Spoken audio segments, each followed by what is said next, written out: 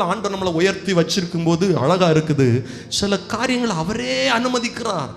அப்ப என்ன தெரியுமா, புலம்புறோம், ஆண்டவரே இதுவா கிறிஸ்தவ வாழ்க்கை? பஞ்சு மத்தையில் இருந்ததெல்லாம் கிறிஸ்தவ வாழ்க்கை.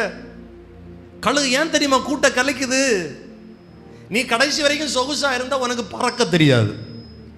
கழுகு கூட்ட கலைச்ச உடனே இது ஐயோன்னு கத்திக்கிட்டு தொபுக்கடீர்னு கீழே விழ வரும்போது கழுகு என்ன பண்ணுமா, பறந்து வந்து தன்னுடைய செட்டைகளால் அதை எடுத்து திரும்பவும் மேலே பறக்குமா. மேலே கொண்டு போட்டு மேலே வந்துட்டு திரும்பவும் அந்த சிறகை எடுத்து சக்குன்னு ஒரு திருப்பிடும். திரும்பவும் சின்ன கழுகு என்ன பண்ணுது, கீழே வருது. அப்படிதான் அது என்ன பண்ணுது, பறக்க படிக்கிறது. நீ கடைசி வரைக்கும் கம்ஃபர்ட் ஜோன்லேயே இருந்துட்டேன்னா நீ சொந்தமாக பறக்க முடியாது. கடைசி வரைக்கும் உன் வாயில் வந்து தான் என்ன பண்ணணும், ஊட்டிக்கிட்டே இருக்கணும். சில நேரத்தில் கர்த்தர் சில காரியங்களை நமக்கு அனுமதிக்க